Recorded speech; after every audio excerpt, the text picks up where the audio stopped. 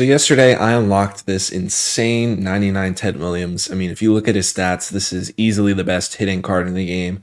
You know, he has a debate for best card overall in the game strictly because his hitting is so good at this stage of the year. But regardless, this is a card that everybody wants. I got him yesterday right when he came out. Today I'm going to be giving you guys my tips and just walk through what I did to get Ted Williams. So first, let's just go over the logistics. There are 24 vouchers that you need for the Ted Williams. You can skip one, just like last time. The one I ended up skipping is Adley Rutschman. I haven't finished the content today. I just, haven't finished the mini seasons yet. I'm going to do it probably right after this video ends. But regardless, this was the one I ended up skipping because there wasn't a single one that was, like a mind-blowing amount of stubs that I had to lock in. So I was like, might as well just do it. If I had to lock in like 2 more awards cards or 2 more standout cards, I'd probably just skip one of those or milestone. But those 3 were, or besides standout was exactly what I predicted, but milestone and awards, they were both much easier than I thought. So I just ended up doing it all yesterday. So obviously in the video that I posted, which thank you guys so much for the support on the video that I posted on Wednesday, the prep video. I don't think I've ever had that much support on a video in the first couple of days. It's almost at 5,000 views, so appreciate you guys. That's one thing. But regardless, in that video, I mentioned all the cards. The player cards that have collections were going to be vouchers, and they were, for example, DeVries, DeGrom, Donaldson, Santander, Sasaki, Buxton, and Seager. They were all vouchers, and then also Honus Wagner. They were all vouchers for Ted Williams, as expected. I already had them all done. I'm also just going to ignore Jolt and Color Storm. Those are all grindable cards. You just need to get 15 or 20. So I'm just going to go through each series that you need to, actually buy cards for. So let's start with awards. I was really shocked that awards was only 4 cards. I thought it was going to be 5 or 6. That resulted in these cards kind of going down in price a little. They're back up a little, but obviously I sold all these BR cards because they're going to be in rewind packs in about a week and a half, besides this Jim Rice because he's a current flawless reward. But that was one thing that I thought about, is like, I don't want to lock in BR flawless cards if I don't have to, and I didn't lock in a single one, which was good.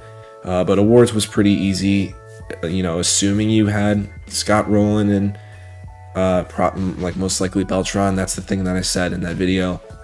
If you don't have Beltran, you should just focus on Beltran, because if you have Beltran, it makes this so much easier, and it's nearly impossible to get Ted Williams without Beltran.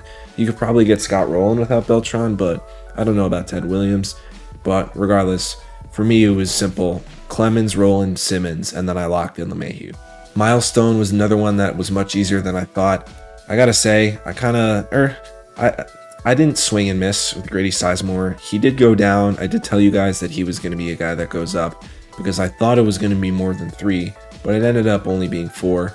So, he did go down a little, so my bad for that. But regardless, he's still going to continue to go up until the next weekend classic, where you're going to want to sell him before he ends up in rewind packs. That's why I still have him. But regardless, this one was pretty easy, for me at least, because I have Beltran done, meaning I already have Zimmerman, and I got done from the XP reward path. That's a pretty easy milestone to get.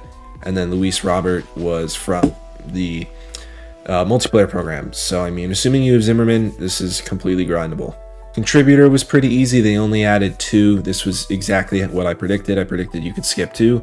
I just locked in Lou Gehrig and Johnny Cueto, and I kept these guys sellable. I'm just holding on to them because they're headliners, and, they're going to be cheap for forever.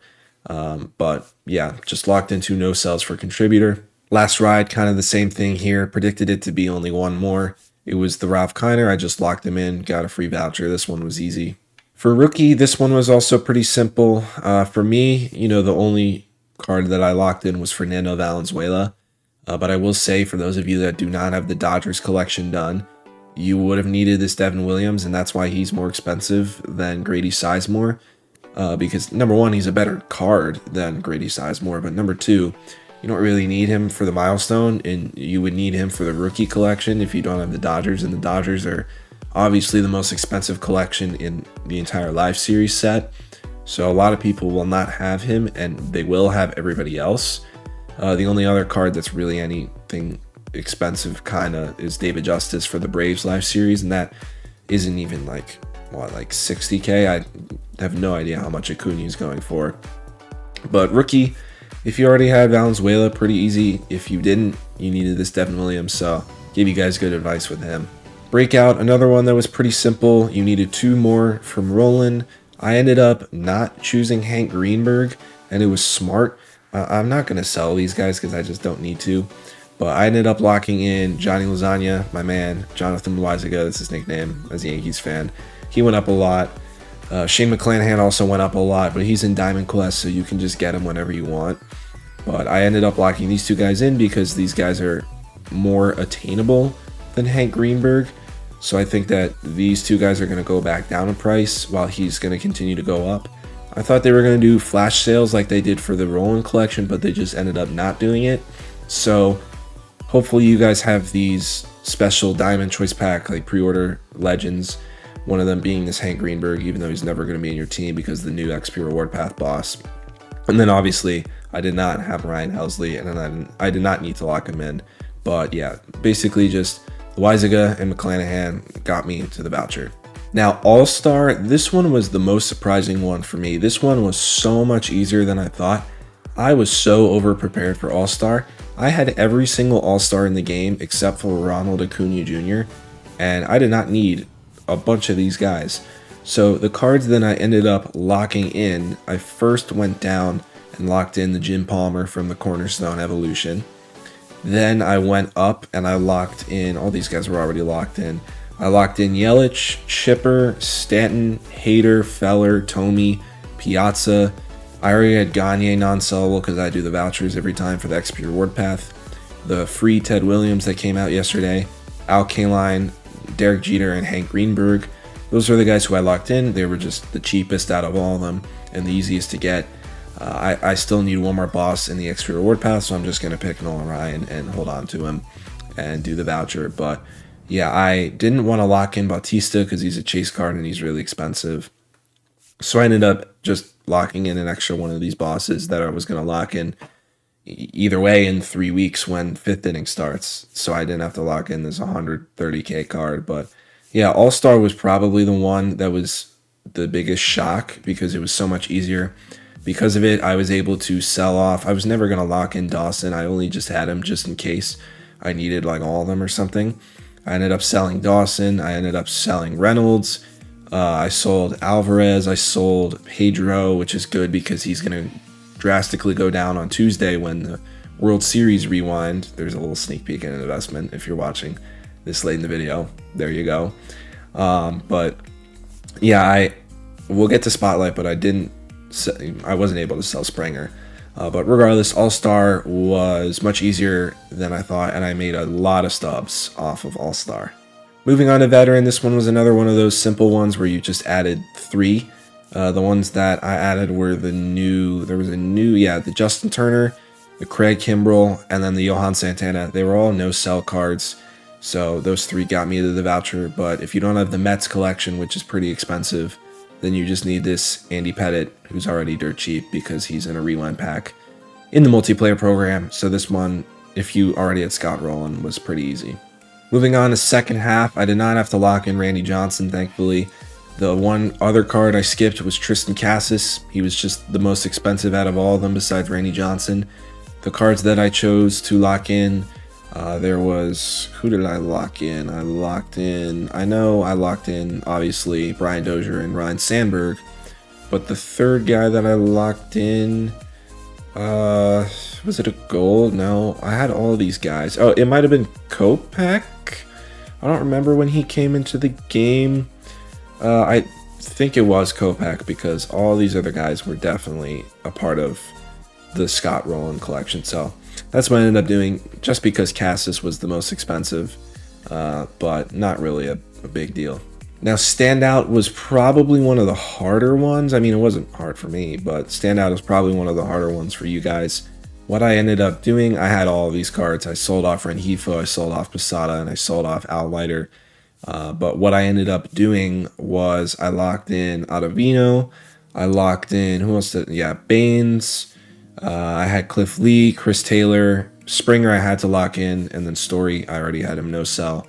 But out of these 4, I needed one of them. I just ended up doing Springer because he was the cheapest out of all of them. And yeah, I could be saving some stubs by selling him and then when, I buy him back later, but it's whatever. I would rather just lock in Springer than have to lock in one of these 3 really expensive cards. Postseason, this one was another pretty simple one. God, the Robbie Ray orders are flying in. But the postseasons, I had Davis and Semien. Those were free from the brand new Cornerstones. I also locked in Carlton, Gloss, Kane, Young, and Bernie. The one card I faded was Whitey Ford, who's also in Diamond Quest. He was just the most expensive. Now, Spotlight, I was correct. I predicted that you needed 3 more plus Harper and Santana, assuming you also have Scooble and Corbin Carroll.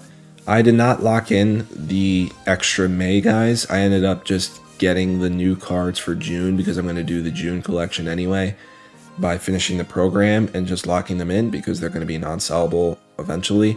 So that's what I ended up doing. This one is very difficult. Obviously you have to have Santana and Harper, and you have to complete the free ones, which, I mean, that's just grinding the game.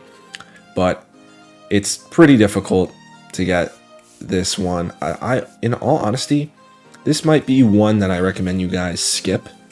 The summer content, the summer collection is pretty easy to get. The awards is pretty easy. The milestone, or it's not easy, it's just easier than we thought. The milestone's easier than we thought. Standout is harder than those 2, but it's still pretty decent. But Spotlight is just really difficult and a lot of stubs. Before we do tops now, just obviously Cornerstone, you just need to grind these all and get all 12. But for tops now, I ended up just, locking in all the no sells and then a couple other cards that were sellable. I obviously did not want to lock in this Willie Castro because he is a lot of stubs, and I didn't need to. It was pretty much like I predicted. You didn't need Castro and you didn't need 2 other cards, so I just kept these cards from the final program for May. So yeah, that's going to be it for this video. Ted Williams is an amazing card. I've used him today. He's insane, just insane. So I hope you guys can get him soon. But yeah, that's going to be it for this video. If you guys are new here, follow me on all my social medias, Instagram, Twitter, TikTok. But most importantly, make sure to subscribe right here on YouTube. So yeah, see you guys next one. Peace.